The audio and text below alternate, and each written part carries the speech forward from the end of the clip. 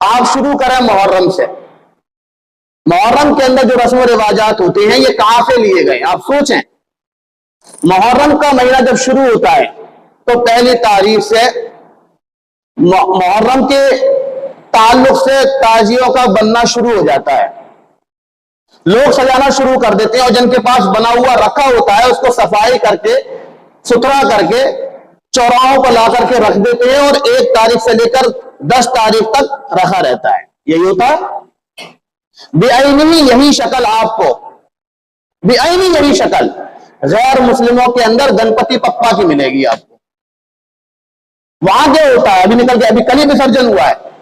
وہاں کیا ہوتا ہے؟ وہاں 1 ہفتے پہلے گنپتی پپا کی مورتی نکالی جاتی ہے, اس کو سجایا جاتا ہے اور باقاعدہ چوراہے پر لے جا کر کے رکھا جاتا ہے.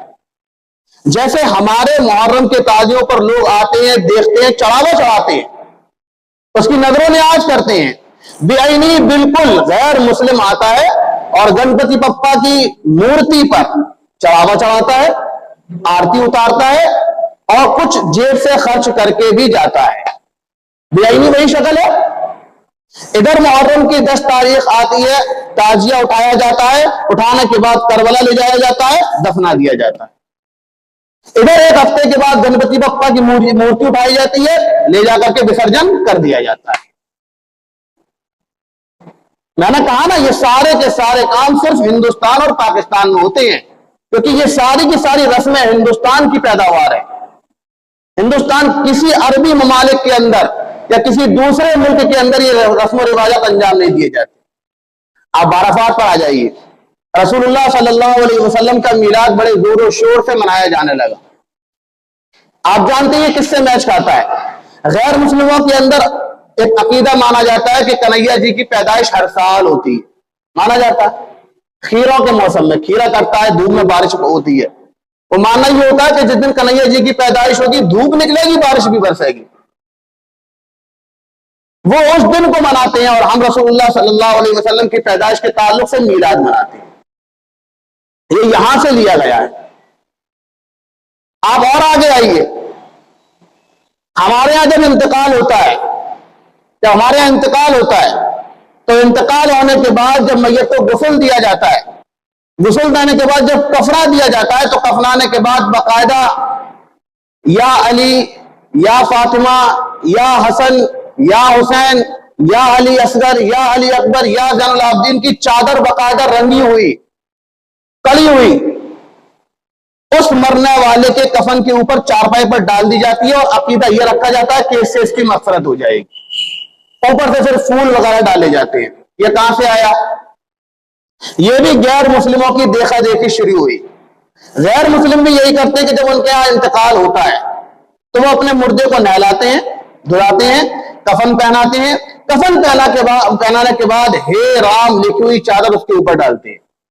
ان کا بھی ماننا یہ ہوتا ہے کہ اس کے سارے پاپ ختم ہو جائیں گے, لے جا کر کے جلا دیتے ہیں. یہ یہاں سے شروع ہوئی. اس سے اور آگے بڑھیے. ہمارے ہاں جب آدمی مر جاتا ہے تو تیسرے دن تیجا کیا جاتا ہے. تیجا کیا جاتا ہے, 40ویں دن 40واں کیا جاتا ہے.